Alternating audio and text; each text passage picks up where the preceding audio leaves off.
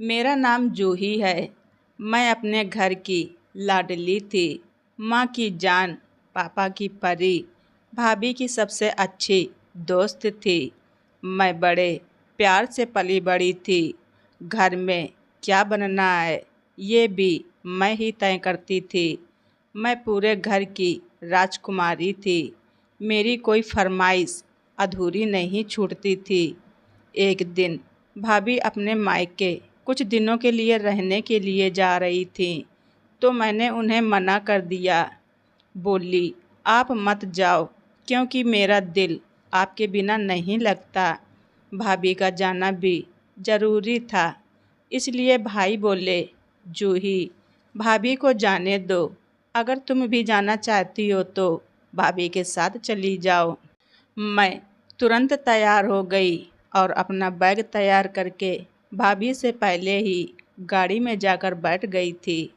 मैं बहुत खुश थी, लेकिन मुझे ऐसा लग रहा था जैसे भाभी मुझे अपने साथ लेकर जाना ही नहीं चाहती थी। एक दो बार मन में आया कि गाड़ी से उतर जाती हूँ, लेकिन भगवान ने मुझे इतना ढीठ बना दिया था कि मैं किसी की परवाह नहीं करती थी। जो दिल में आया बस वही कर डाला। मैं भाभी के साथ उनके मायके चली गई थी। आंटी अंकल अपनी बेटी को भूलकर मेरे आगे पीछे घूम रहे थे। मुझे पता चला कि भाभी का भाई भी ऑफिस से छुट्टी लेकर घर पर आया हुआ था। वो दूसरे शहर में रहता था। अब मेरे समझ में आ गया कि भाभी का कौन सा ज़रूरी काम था। दरअसल भाभी अपने भाई के पास रहने आई थी। मैंने अपने भाभी के भाई को उनकी मेहंदी में देखा था। उसके बाद वो कभी भी हमारे घर की तरफ नहीं आए थे। भाभी के भाई का नाम ऋतिक था। वो बहुत अच्छा स्वभाव का लड़का था। वो भाभी से कहता, सुलोचना, मैं तुम्हें इतना घुमाऊंगा कि तुम थक जाओगी। मैं भी बहुत खुश हो गई और बोली, मैं भी बंगलौर की सैर करना चाहती हूँ।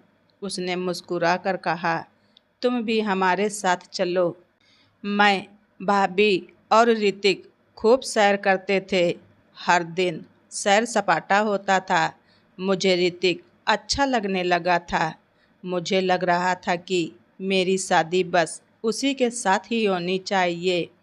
एक दिन भाभी बोली, जूही, तुम अच्छे से तैयार हो जाना। आज हम ऋतिक की मंगेतर से मिलने चलेंगे। मुझे तो भाभी की बातों पर विश्वास ही नहीं हुआ। मैं बोली, भाभी आप ये क्या कह रही हैं? ऋतिक की मंगेतर कहाँ से आ गई? पीछे से ऋतिक की आवाज़ भी सुनाई दी। वो बोला, कुछ महीने पहले ही मैंने अपनी पसंद की लड़की से मंगनी कर ली थी। लड़की को प्रपोज करके अंगूठी पहना दी थी। अब मैं घर वालों को कीर्ति के माता पिता से रिश्ता मांगने के लिए भेज रहा हूँ। मैं झट से बोली, नहीं ऋतिक, भाभी ऐसा कुछ नहीं करेंगी, क्योंकि मैं आपको पसंद करने लगी हूँ। आपकी शादी होगी तो सिर्फ मुझसे ही होगी। ये सुनकर ऋतिक के माथे पर पसीना आ गया। वो बोला, मुझे ये फिजूल की बात बिल्कुल भी अच्छी नहीं लगी। तुम बच्ची हो, बच्ची बनकर रहो। आज के बाद मैं तुम्हारे मुंह से ऐसी कोई बात ना सुनूं। और आज तुम भी अपनी भाभी के साथ मेरी मंगेतर के घर जाओगी। समझ में आया? ऋतिक ने मेरे साथ ऊंची आवाज़ में बात की थी। मेरी तो आंखों में आंसू आ गए थे। मैं कुछ बोले बिना एक कमरे में चली गई और अंदर से कमरा बंद करके रोने लगी। इस तरह कमरा बंद करने की वजह से भाभी के परिवार वालों को भी मेरी चिंता होने लगी थी। भाभी की डरी डरी सी आवाज़ आ रही थी। वो मुझे भगवान की कसम दे रही थी। वो मुझसे विनती कर रही थी, जूही, दरवाज़ा खोल दो। फिर भाभी के मम्मी पापा भी दरवाज़ा खटखटाते रहे। ऋतिक ने दरवाज़ा खटखटाया और कहा, जूही, दरवाज़ा खोल दोगी तो मैं तुम्हें और भी अच्छी जगह घुमाने ले जाऊंगा। मैंने अपने आंसू पोंछ लिए और जल्दी से दरवाज़ा खोल दिया। भाभी ने भी मुझे गले लगा लिया और मुझे प्यार करने लगीं और बोली, जूही तुमने तो आज मेरी जान ही निकाल दी थी। अंकल आंटी भी मुझे समझाते रहे कि जूही इस तरह बात बात पर नाराज़ होकर खुद को कमरे में बंद नहीं करते। मैं भाभी की ननंद थी, जानती थी कि मेरा पलड़ा भारी था। शाम को ऋतिक मुझे अपने साथ ले गए थे। घूमते घूमते ऋतिक बोला, जूही जिंदगी फूलों की सेज नहीं है, इसमें कांटे भी होते हैं और उनको बर्दाश्त भी करना पड़ता है। हम इंसान हैं, ये हमारी ज़िंदगी का इम्तिहान है। मैंने आज तक बहुत संघर्ष किए हैं। मैं रोजी रोटी के लिए दूसरे शहर में रहता हूँ। मैं अपने मम्मी पापा से दूर रहता हूँ। मैंने अपने दैनिक जीवन में और भी कई दिक्कतों का सामना किया है, लेकिन मेरे जीवन में सिर्फ एक ही खुशी है, वो है कीर्ति। तुम उसको मत छीनो मुझसे। तुम्हारी ज़िंदगी का भी संघर्ष शुरू हो चुका है। तुम मुझे पसंद करती हो, मगर मैं तुम्हें नहीं मिलूँगा। जब तुम ये सब समझने के लायक हो जाओगी, जीवन का चक्र ऐसे ही तो चलता है, तब तुम्हारी आंखें खुल जाएंगी। जब तुम खुली आंखों से भगवान के बनाए इस कुदरत के नियमों को देखोगी तो तुम उन्हें महसूस करोगी और भगवान का धन्यवाद करोगी। आज के बाद तुम मेरे लिए कभी जिद नहीं करोगी। अब तुम कल मम्मी पापा और अपनी भाभी के साथ मेरा रिश्ता लेकर जाओगी। मैंने ना में सिर हिला दिया और बोली, ऋतिक मैं शादी करूंगी तो सिर्फ और सिर्फ आपसे ही करूंगी। ऋतिक गुस्से से बोला, तुम्हें समझाना ही बेकार है, चलो उठो और घर वापस चलो।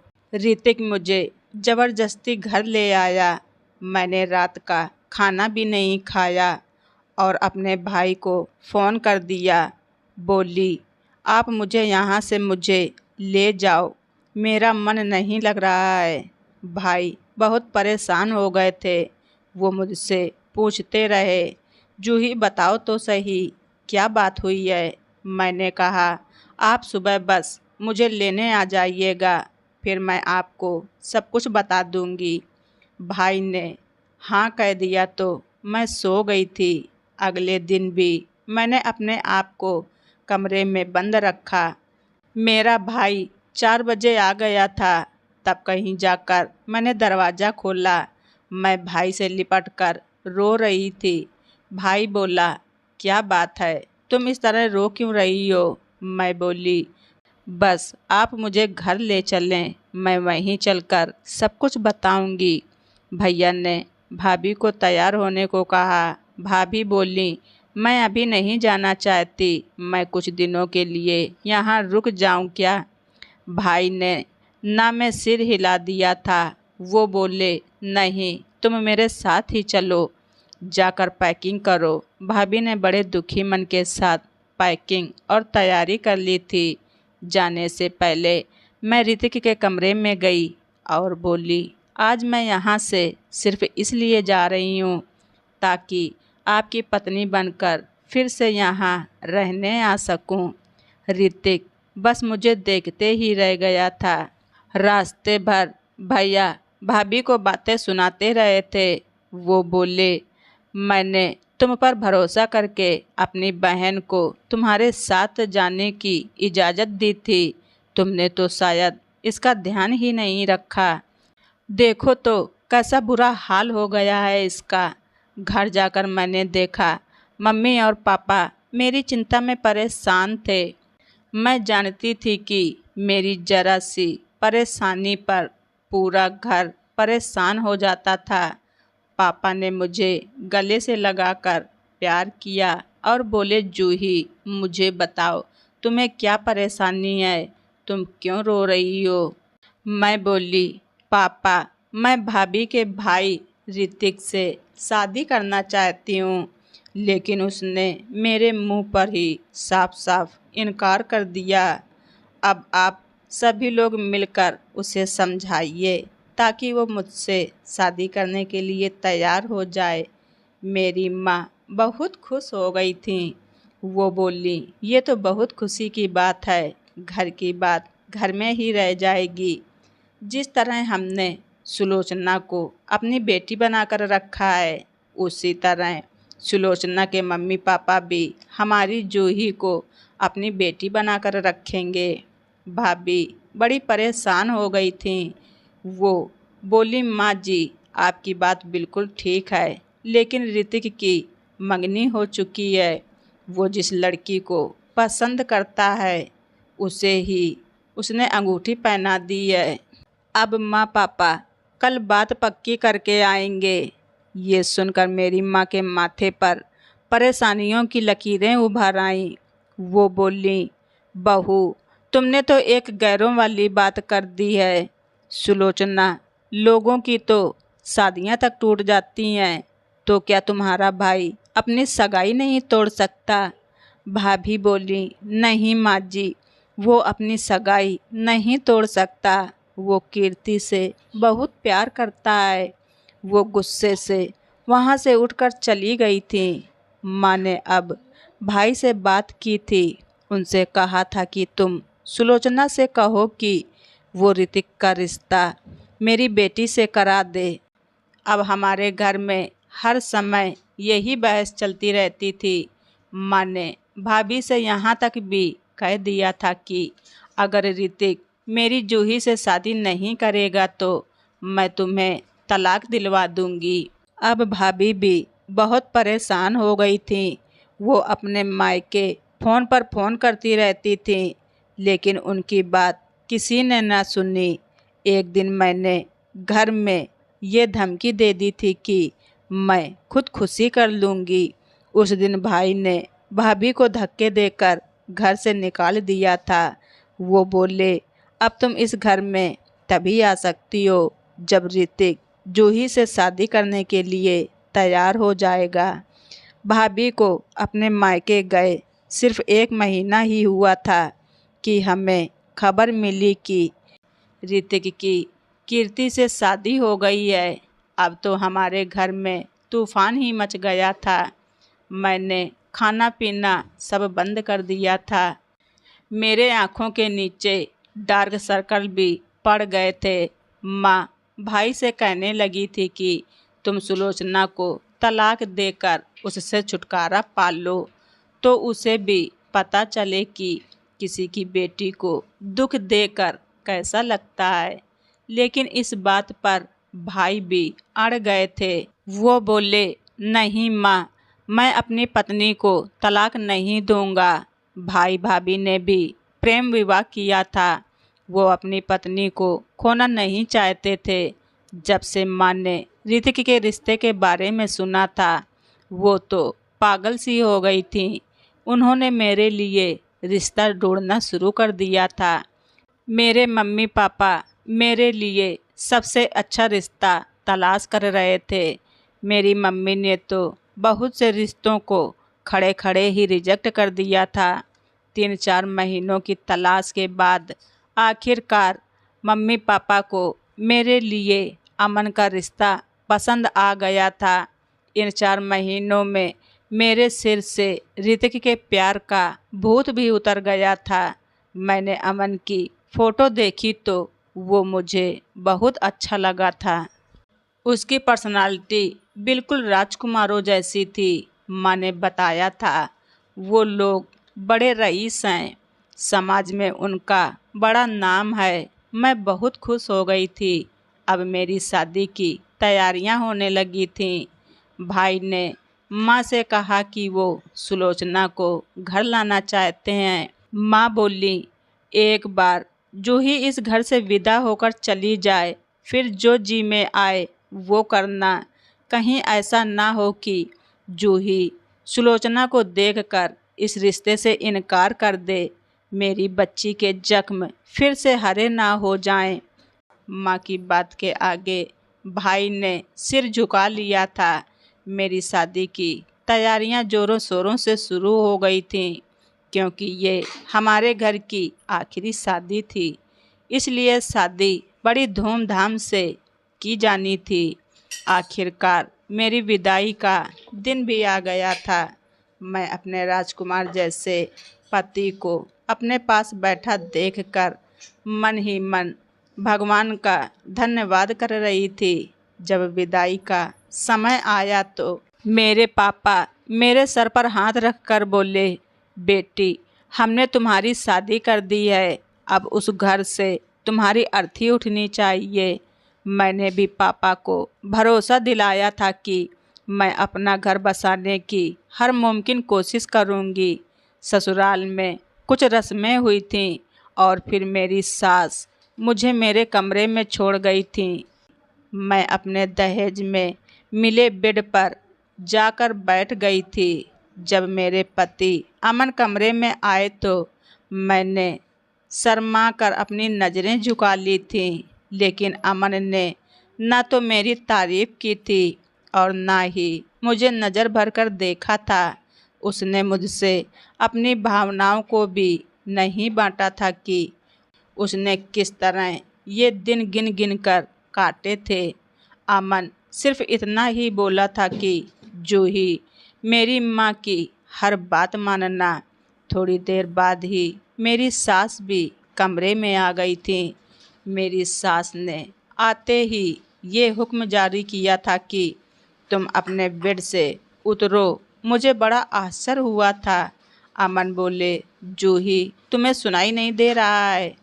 तभी मैं हड़बड़ाकर अपना भारी भरकम लहंगा संभालते हुए खड़ी हो गई थी। मेरी सास ने नौकरों से कहा, ये बेड बाहर ले जाओ, और खुद मेरे लिए ज़मीन पर एक चादर बिछाकर बोली, आज रात तुम इसी चादर पर सोगी। हमारे यहाँ ये रिवाज है कि नई नवेली दुल्हन चादर पर ही सोती है। मुझे अपनी सास की बात बिल्कुल भी पसंद नहीं आई थी, लेकिन अमन के बारे में सोचकर चुप रह गई थी।